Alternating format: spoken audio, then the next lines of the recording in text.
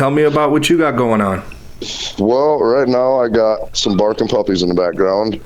Right. I had a couple litters here that are two of the three are getting ready to go home. Finally, thank God. It's been a long run of puppy land. Right. And then on to the next one.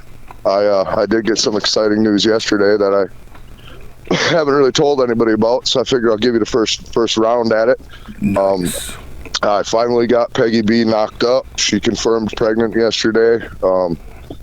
Not a big litter, but she's got a few pups in her off of Justin Terena's boy, De Niro, who I actually bred him prior to Peg's mom, which created my boy Chip and my girl Marge and Dale Earnhardt and Willie Nelson. And yeah, it was a phenomenal litter. So, right. I have to say, Chip is probably my favorite dog on your yard that I've seen. Yeah, it's a shame, man. I wish he was still around. Is what it is. You win some, you lose some. But yeah, that's actually why I bred her back to De Niro.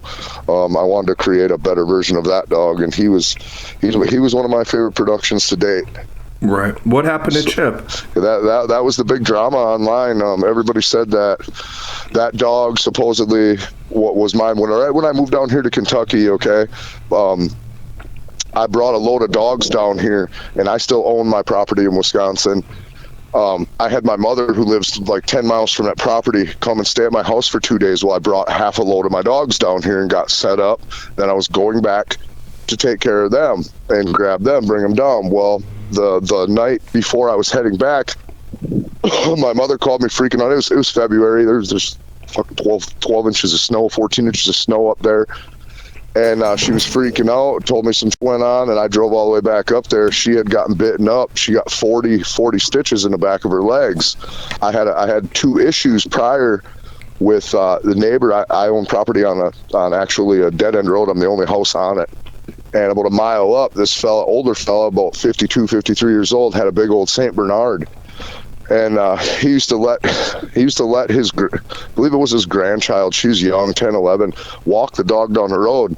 Well, the first time he had pulled off the leash, heard my dogs barking, whatever, come running in there and jumped on my female Athena. I was outside with him. I had Athena and Swiper out. And as soon as he hit Athena, like, Swiper went off and put him down. And I pulled him off, whatever, and sent the dog on its way. The guy come to my house the next day and said that, my granddaughter had seen this, that, and the other thing, around in your yard. I think you're responsible for these vet bills. So we got into a little heated discussion about that, and he left. My female Red came into heat about a month and a half later, and I was out rebuilding nail guns in the garage, and I had Squirtle and Swiper in the shop with me there, and I heard this big commotion, and there's that St. Bernard out there trying to bite into the hot box where I had Red because she was in heat, Mm. And going nuts, like grabbing the welded wire kennel, ripping on it, everything. And I was like, "You son of a!"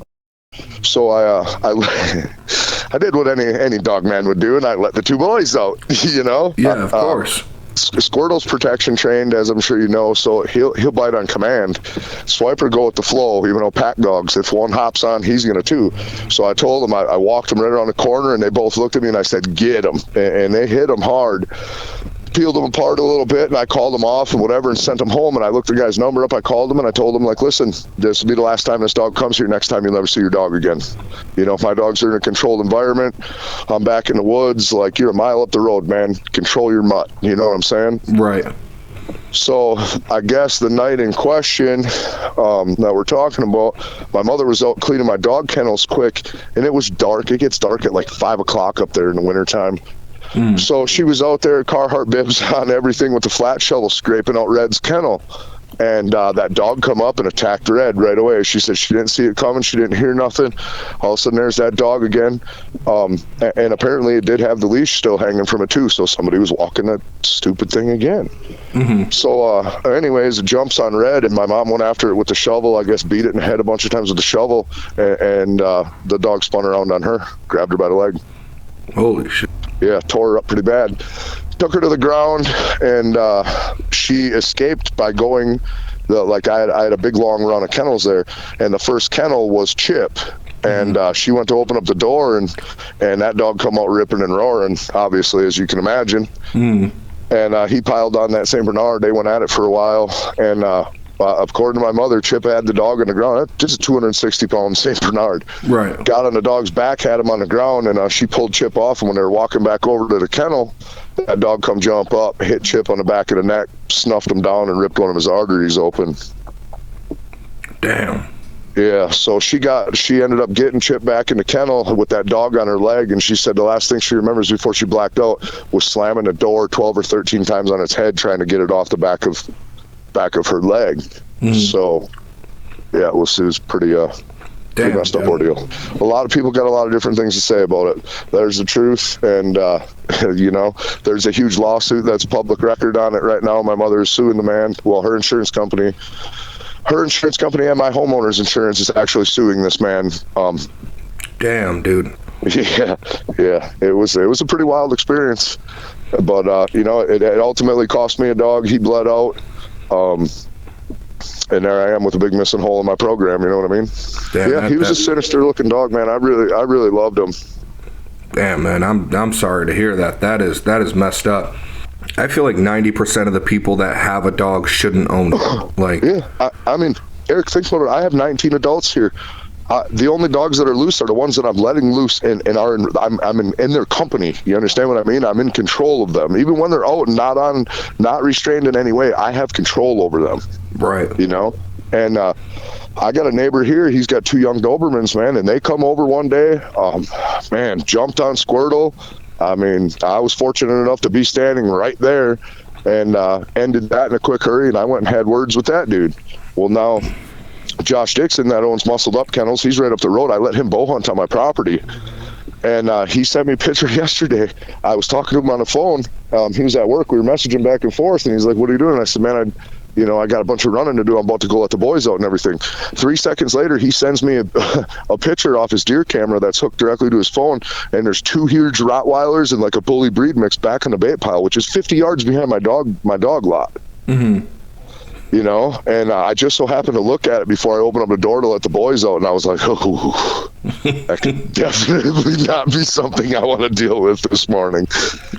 So I don't know whose dogs those were, but yeah, I hear you, man. It's, people think, and on the reverse end of that, people think because they're in the country, they don't gotta tend to their animals. You know what I mean? Like, they don't have to watch them or nothing. Well, right there, that incident alone with those 2 Rottweilers could have cost people, tens of thousands of dollars, or a couple dogs' lives. Mm-hmm. So yeah, I'm. Not only that, it's like, imagine like a couple kids walking through the woods, wrong place, wrong time. Absolutely. I mean, I absolutely. I own a Rottweiler, man, and he's pretty mellow, but every once in a while, he shows me his Rottweiler side.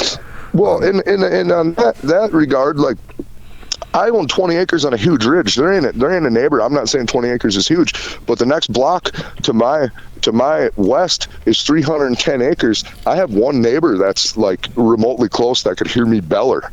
You know what I mean? Mm-hmm. So it's not like these dogs aren't doing, how do I say it? Like they're gamey. They're out there. They're on a bait pile for a reason. You know what I mean? They're out there hunting is what I'm getting at. Mm-hmm. So it's like, man, that's just, people don't understand what they're doing. Right. Yeah. So, yeah. Your dogs get along for the most part, right? Yeah. I have. Okay, so Squirtle and Swiper have lived together since the day Squirtle was born.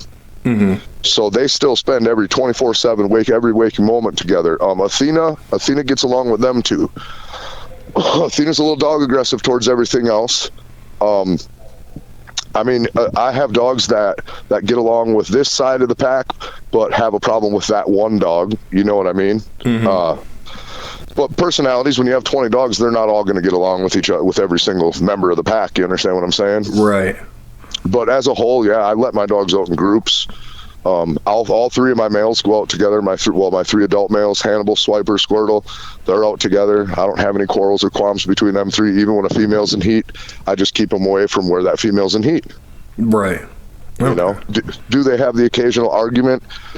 Yeah, I mean, got 3 males. They're all big dogs. Right. They're all very athletic. They're all very dominant dogs. Yeah, some breeders would say they play rough. Nah, they're just making sure the pecking order is still in place. Right. Which That would be Swiper at the top, right? Yep. I gotcha. Yep. So my main issue most of the time is Hannibal and Squirtle fuck with each other. I gotcha. Yeah. I mean, they don't fight, but they do. You'll see them, like, all of a sudden one will stare at the other one, and it's like, man, not today. Right. You know, just chill out. Yeah. So that's just looking, you know, Swiper getting old too, you know what I mean? He's 5. He ain't a spring chicken anymore. Next couple of years, somebody will start challenging him for that spot. So, right. Have you changed up the feed at all lately? Because I remember us talking about that last time. I did. I switched over to a blend called to a kibble called Tuffy's Gold. Okay. It's treated me good, and I don't have any complaints with it at all. I'm just about to switch back to my Nutrisource Performance Blend, which I fed for quite a few years before I moved down here. I just couldn't find a vendor for it. Mm-hmm. Okay. I can't pay $67. I mean, I can, but why? Pay $67 in the store for a bag of 40-pound bag of kibble is just nonsense. Mm-hmm. So now I got my vendor that I buy pallets from. He's getting me bags for, if I buy a pallet, they're $40 a piece, so $1 a pound. Right. But I have transitioned a few of them over to pre-mixed raw, which I love. Way less waste, way less. Like, everything just looks better, but there's not enough fat in it. Okay. So I do have to add, like, what I do is I just add a fat supplement to it. You know, there's multiple things that I use, but I just add some fat to it, and they're good. And if I work them real hard, I'll just give them, you know, in the middle of the day, I'll just give them some kibble, give them some cut to work off. You know what I'm saying? Right. I got so, you. But yeah, I love that Nutrisource Performance Blend, man. It's been my most successful kibble to date. So when I got the opportunity to hop back on it, that's what I did. When it comes to winter weight, is that something that happens naturally, or do you pack on a little more for the colder months? Kentucky isn't so bad. In Wisconsin, I used to pound some weight on them. Okay. But you're talking, that's a unique, you know, weather pattern in Wisconsin. It's flat out cold in the winter up there. Mm. Like, you'll go months without it even hitting freezing. You know what I mean? The month of February, you're lucky if it hits 10 degrees. So, yeah, I did things a little different up there. Here, it's not so bad. I mean, will I fatten them up a little bit for the colder months? Yeah, I'll maybe put 5 pounds on them, but mine just don't hold big fat mass very much. You understand what I mean? Like, right. They're just more of a muscular, you know, they'll put a layer on, but that's about it. I don't think I could really make them fat if I tried. They run too much. Right. I gotcha. So what pups do you got on the ground right now? Pups. I'm just kidding. He doesn't want to hear the word puppy one more time. yeah. I'm just like, God. I have a couple pups off of Josh Dixon's boy, Muscle Up Kennels Ranger, and my girl Harley. My girl Harley is an absolute beast. She actually spit out 6 pups. They're all nice and piebald, some blues, but most of those are spoken for, except for I'm actually going to let First Pick Male go because I have too many damn dogs, and I have 18 litters, so I got to be selective as to what I keep. I'm keeping First Pick Female, but I just decided here in the last couple of days that I'm going to put up First Pick Male and let him go. He's an absolute tank. They're like just turned 7 weeks old, and the male is pushing like right at damn near 20 pounds already. So holy, he's a big old boy. Just I don't want to say he's not my style. He's just going to be a little too big for what I like. Right. You know, so I kept the female, and then I bred my girl Nova to Stevie Lander's XOTX Bullies Rebar. Rebar's a big chocolate boy. We've been talking about this for quite a while. He's line bred triple cross Sinister, which is a bunch of old ICK blood. Okay. Stevie did a very similar cross to what Nova is, and it produced some big, beautiful, functional bullies. And I was like, you know, we started talking, and she's like, why don't we do this? So we did that, and got 3 pups left off that. 2 champagne females and a big chocolate male, and unfortunately, all 3 of those are staying here at my camp. I gotcha. So I'm not letting any of those go. And then I have what else do I have? Oh, I have Ticker and Lola. Ticker is my completely shredded show dog off of my Swiper Athena cross. He's actually heavily pointed in BRC and ABKC. He'll be dual champed very, very fast here. He might be champed out this weekend. Rachel's taking him to a show. I co-own him with my franchise kennel, White Knuckle Bullies Midwest. Okay. So, and then my girl Lola, she's off of Mac Diesel. She's a big old champagne girl. I bred her to Swiper her last heat, and that produced really, really good. I just wanted to correct the head more. That's why we took her to Ticker. Okay. So what else do I got? Oh, yeah, Peg pregnant. Those are due like November 6th. Peg and Justin's boy. And then I bred Peg's littermate sister to my big block-headed boy Apollo. But they said they didn't see anything on the ultrasound. I'm not sure. It's kind of a messed up scenario. I don't have her in my possession. She's in Arkansas with Justin and Christina Cottrell, and I'm not sure how reliable their vet is. So right. If she's not pregnant, she's going through the worst false pregnancy I've ever seen, because this female's big, and she's packing some milk out already. So, damn. Yeah. I gotcha. So you said that Squirtle is protection trained? Yeah. So how did that work? What exactly did you have to do with him? Where'd you take him? As a young pup, he just had that willingness to please, and he was kind of about that life. Fearless, like showed signs of very natural protective instincts right away as a young pup. And I was like, man, I'm going to start messing with him. So I've done a bunch of personal protection training with a couple different trainers. I can actually do it myself. In this incident and circumstances, I did most of it myself. And then I had a fella out of Green Bay that trains the police dogs up there. He's actually out of business now. He popped his knee out real bad and can't physically do it anymore. So he actually helped me kind of hone him in and give me pointers, and he kind of brushed him up a little bit for me and kind of finished him off, polished him off. And I know right now I haven't messed with him about a year and a half. I had him out the other day with some customers here, man, and he locked on, and I need to get his release command back in check. So yeah, he went a bit bug-eyed on me and didn't really want to let go. So I'm gonna start working with him again. I seen how much he enjoys it again. You know what I mean? Like, he really thrives on it. So I'm gonna give him something to do. That'll give you white knuckles. Oh boy, that boy's a handful, man. A lot of people say, he's not 150 pounds. Well, that 122-pound ball of muscle will give you a run. Let me tell you. Oh yeah. Yeah. The intensity of that boy is second to none. I can tell you that. But. And what do you usually, what's your favorite combination to breed him to?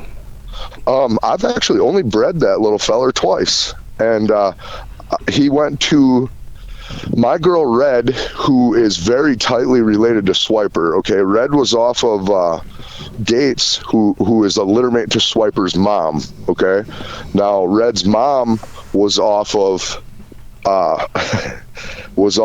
Swiper's dad, bred to Gates' mom. Okay, so it was a half brother, half sister cross, 2 times Megan Fox. So both of those two dogs are severely tightly bred, and it was an outcross, but I bred them. That was the only in-house litter I've had with him. And man, seeing those pups now at 16, 17 months old makes me wish I'd have kept 2, 3 of them. That was one of my flop litters. I honestly didn't meet what I was looking for when they were 8 weeks old. And I sold them all, and now I look back at it like, man, where'd your patience go? You messed that one up. You know what I mean? Right, because I mean the combination that probably would have been killers. Yeah, I mean just how do I say it? Slow maturing as pups. They just didn't mature as fast, and then bang, they hit 9, 10 months old, and from there to 14 months old, they doubled. They straight up doubled. They just got super wide, super bully, lost that terrier head look. It's freaking weird, man. Now, as far as growth is concerned, at what age does the growth stop Height with my dogs is done between 11 and 13 months. They will not grow another half an inch or nothing after that. But the rest of them now, and people don't understand this until you see it. You know, the guys who have been around my yard enough now, they're like, man, dude, that's insane. But these these dogs that I got they're not fully physically matured until they're 3.5 years old. The males, at least, the males just keep getting bigger and wider and stupid. Right. It's insane. So yeah, but the females, you know, I mean, a litter of pups after 2 years old can actually spread a female out a little bit, believe it or not. I don't know, the hormones just give one last push or what it is, but other than that, that's about all you'll get out of my females. I mean, Peg's last head pop was just before she was 3, so. Oh, really? Yeah. She was pretty much done physically maturing by 2.5, and then I noticed her head did grow like another 1/4 inch or 1/2 inch or something like that at just before she turned 3. But and all the other females are the same. Harley's off my girl Eve and Insidious, and she's 3. She was done by 26 months old. She was fully physically matured. Right. Now, at what age do you usually breed? 2. Whether male or female? My males, I'll usually males if I really like what they're doing, what they are at 18 months, that right there at that range, yeah, I'll knock a litter or 2 out of them right then in house. Right. You know, in house. I don't remember ever letting anybody use one of my males before I did. Now, do you so for the most part you try to keep it like a collaboration rather than breeding in house? I breed a lot in house, I do, but I kind of, because of few certain breedings didn't take place over the last couple of years, both misbreedings and just honestly a few stud owners turning ignorant on me. I got kind of bred in a corner. And I had to outcross. I needed outcross bad, so I ran every outcross I needed to make. I did it this round. I gotcha. So now everything that I just produced and all the young dogs, I have a arsenal of dogs that are like just a year old. But all those are all like swiper grandkids. And that whole round of stuff, those will all get bred back to grandpa or one of their uncles or aunts, or you know, that type of stuff. Now I'm gonna bring it back tight, mix it up a little bit. I can go back and forth on my yard for probably the next 5 years, 7 years if I wanted to. There are a few more things that I wanted to do off my yard as well, though. I need to use Pedro's Boy Mayhem to peg, and then me and Justin Torrena might do another little collab, but I do got a black tri-female or a black tri-carrier female over here that I'm gonna collaborate with Stevie's boy Rebar again at some point. But other than that, it's pretty much gonna stay on my yard. I got some tri-carrier females that I'm gonna breed to Herc. One to Stevie's boy because he's a tri-carrier. Right. And that's pretty much about all that's going to take place for me on my yard for the next few years. Now, for the listeners, how tight do you let your line get before you need an outcross? I mean, I'll do some half brother, half sister crosses. I do a lot of grandfather to granddaughter breedings, stuff like that. If they're that tight, half brother, half sister cross, I'll leave my yard with that. You know. I feel as though when you're trying to pick something up, when you're ready for an outcross, you have to have what your work has brought you to this point right there in that one female, everything you want right there in that one female, and pick up what you're lacking. And all the 99.9% of the males that I use off my yard are inbred. Okay. So if you take a really tight bred female off of your lines, off of what you're doing, and you know, obviously traits are concentrated, you can step out to another dog that's very tightly bred, and you eliminate a lot of the variables, you know, and you're picking up solid traits, and you can bring that right back into your yard. Okay, so it's so just as an example, that tight female, you outcross to a tight male outside of your program, and then from there you can just go right back and tighten it back up again? Yep. You can bring it right back in. That's why I kind of keep 2 to 3 generations of my dogs on my yard, so I can decide how tight I want to go and how tight I want to bring it back. Okay. You know, so like Josh's boy Ranger is a product of a half brother, half sister cross. I took him to Harley, who's fairly tightly bred, not as tight as usual, but she's a little loose, but she maintains all the traits that I wanted. Okay.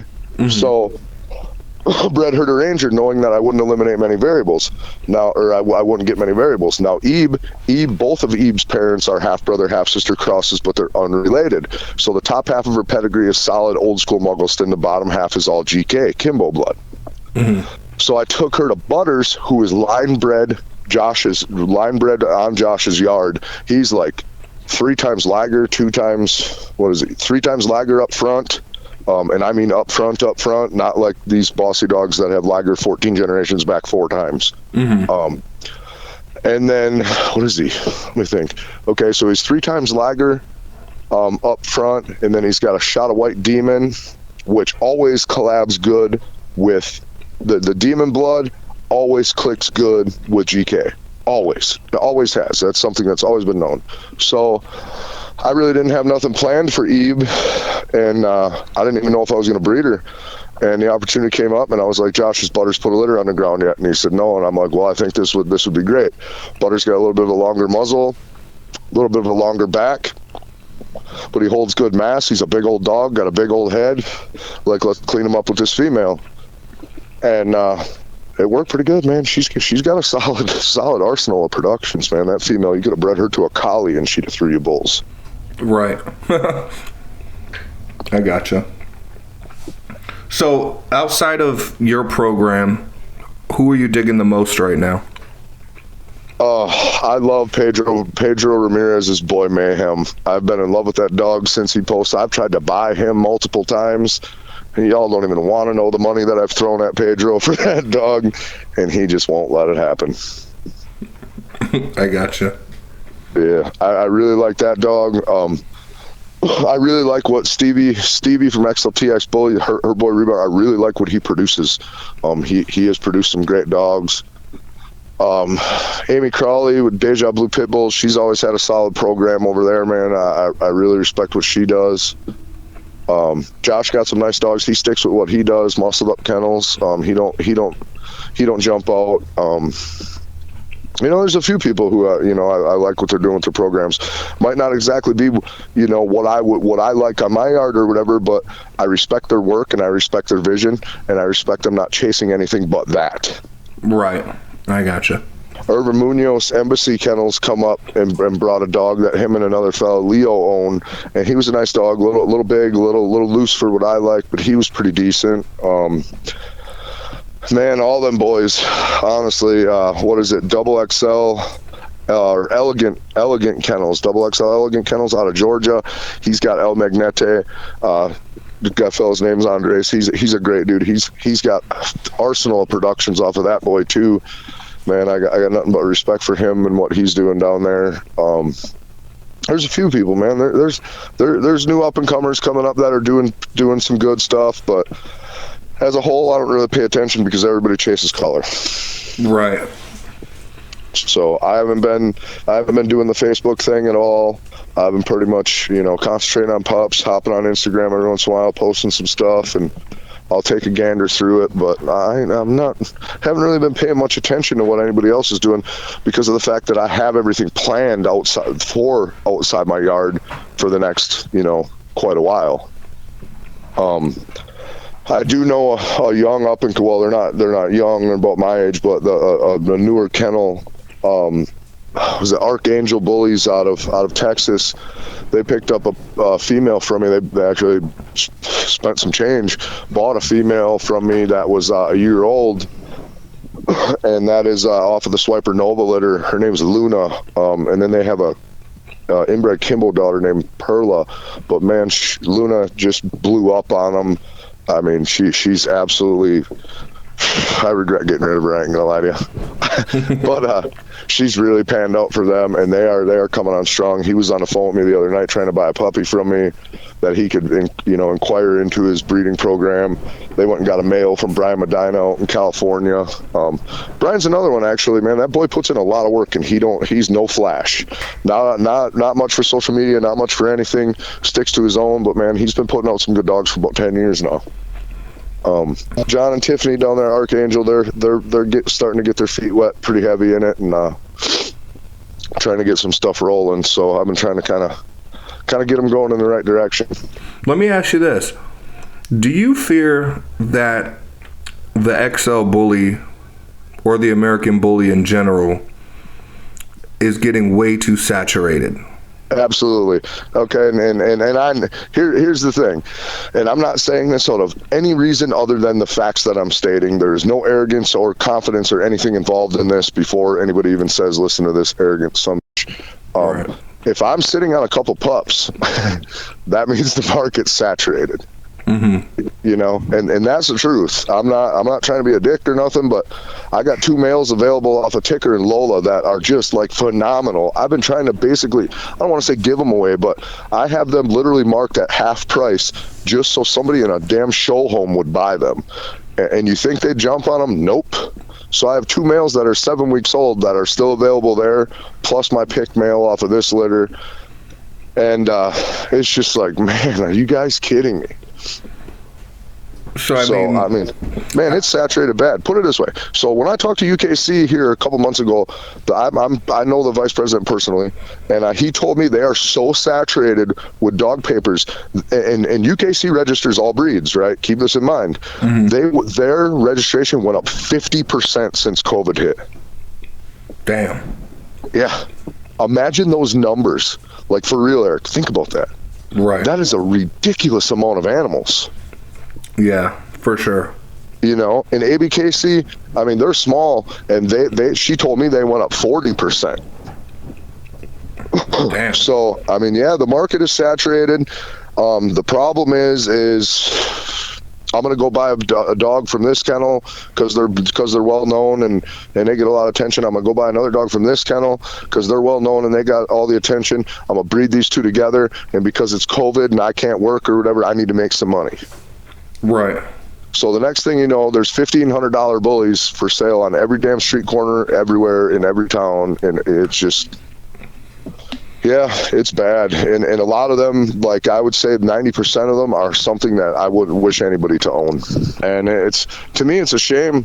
A lot of people are like, and this is the Facebook thing. This is why I don't get on Facebook. Oh, you're just mad because you're worried about competition. Man, I'm going to tell each and every one of you guys this, anybody who listens. There is nobody on this like country, planet, whatever, that I view as competition at all, ever. And here's why.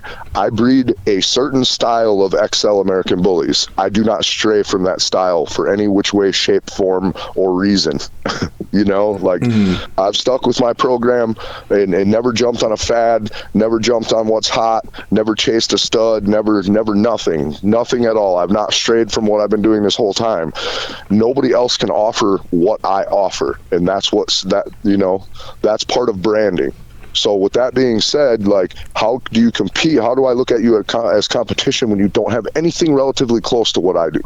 Right. So, and that's the only thing that's carried me through. Mm-hmm.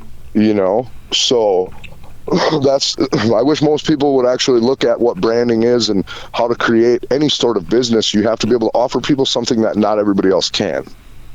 Exactly. And that's what I said yesterday on that live.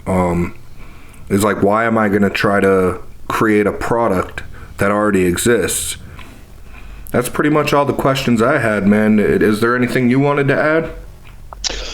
I mean, man, it's been a long run. I'm so burnt out.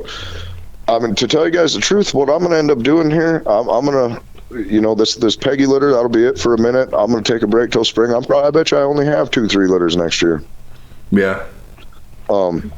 I have no reason to. I have all these young dogs that need to grow up, and start maturing into young adults. I kind of want to watch them grow, spend some time with them, work them. push them to their limits, see what they're made of, you know, and start concentrating on how I'm gonna take the next step. I do have a couple breedings, I guess, that I got to do with Swiper. But other than that, I don't really have a whole lot going on. I'm gonna breed Swiper to Harley here, probably December, January when she comes in. But yeah, the pounding a bunch of litters down is gonna be a break from that. I just had to get these out of the way. Right. That makes sense. I gotcha. Well, hey, man. It's been a pleasure as always. I appreciate you jumping on. Oh, no problem. I appreciate you having me.